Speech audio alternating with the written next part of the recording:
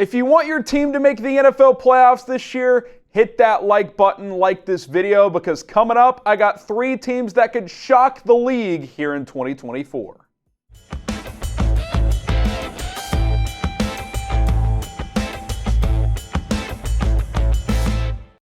This is for Verts. My name is Harrison Graham. We publish daily NFL and college football content. And on today's show, I got 3 teams that could shock the NFL in 2024. My first team is the Arizona Cardinals.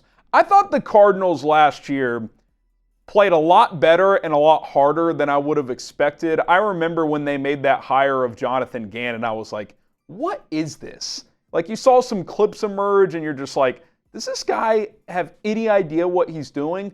And then you watch him play and you're like, oh, they're scrappy. They're competing with Josh Dobbs at quarterback the first half of the year while Kyler Murray is rehabbing his ACL injury. They beat the Cowboys. I think they won 3 out of their final 5 games once Murray got back. Like, they looked like a real competent football team. And now, fast forward 8-9 months, getting ready for this year, they have real players. They get Marvin Harrison Jr. in the draft, which, hot take, I think there's a chance he could lead the NFL in receiving this year or at least be top 5. I think Kyler Murray is going to force feed him. Speaking of which, Kyler's back. He's healthy for 2024 as well. A full healthy season for the first time since 2021. Missed second half of 22, first half of 23. Now he's ready to roll. Another year of Gannon, who I'm not sold on as a head coach, but he's going to have that defense playing hard. The players seem to like him. So, listen, I look at the NFC West, and yeah, San Francisco is going to be tough, but they had a dramatic offseason. I think Arizona could leapfrog Seattle. Could they challenge the Rams to be the second best team in that division, which gives you a chance to be a wild card team?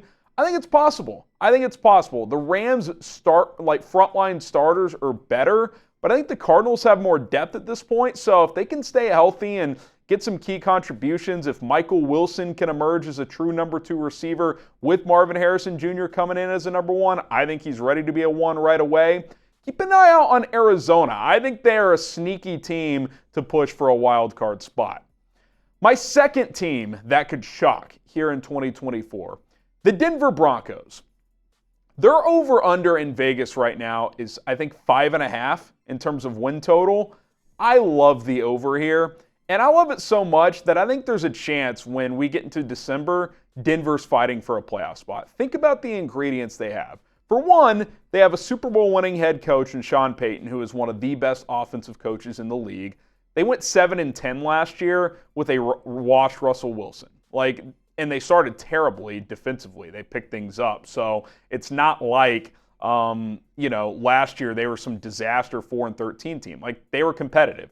2, speaking of his innovative offensive mind, he's got a new rookie quarterback in Bo Nix who looks pretty good in the preseason, does a lot of the things that Sean wants to do, good decisions, get rid of the ball quickly, be an athlete when you need to, both as a runner and a passer.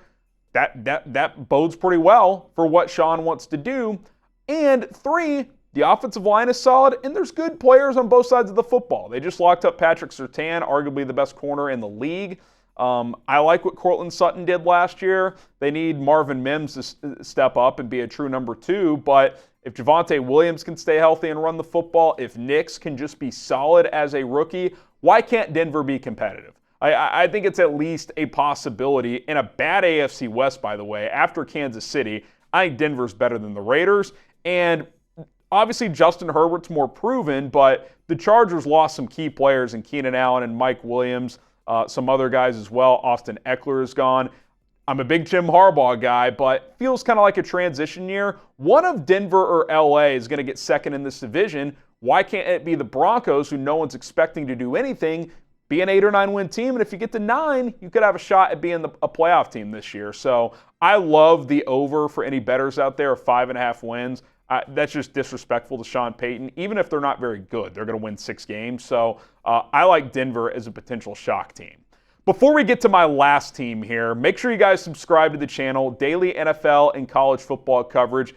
Coming up on Thursday, we'll have my official 2024 predictions. We'll have all my playoff teams go through the entire playoffs and end up with the Super Bowl champion. Plus, I'll hand out individual awards, MVP, Rookie of the Year, Coach of the Year, a couple others as well. And then we're going to go, not live, but we'll publish an instant reaction to the season opener of Chiefs and Ravens here on 4Verts as well. We will publish a video as soon as the game ends. My thoughts, my raw reaction after the season kickoff. So that is what you can expect on Thursday. Friday, we'll take a look at the college football slate for the weekend. And on Saturday, we'll probably look ahead to the rest of NFL Week 1. So a lot of content to come. Subscribe to the channel. It's 100% free.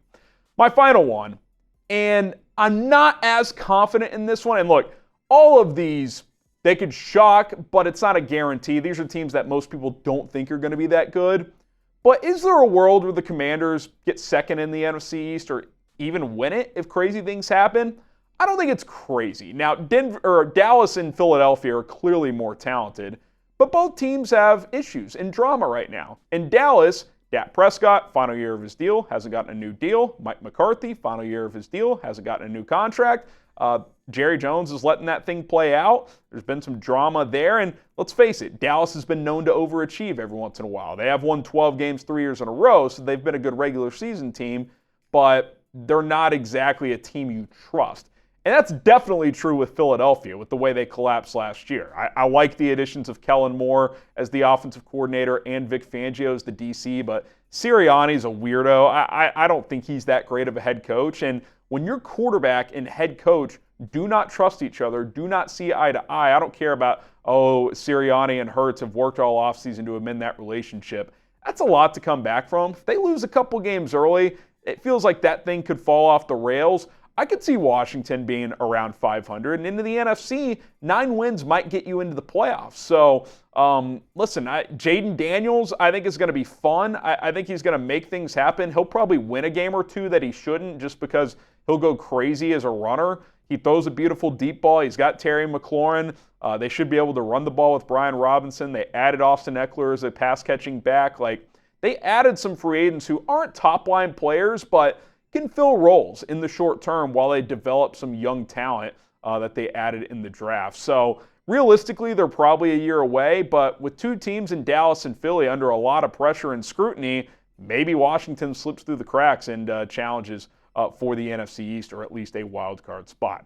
So there you have it. The Denver Broncos, Arizona Cardinals, and Washington Commanders, 3 teams that I think could shock the NFL this year. Don't forget to subscribe to the channel. Plenty of videos yet to come. My name is Harrison Graham. We will be back soon here on 4Verts.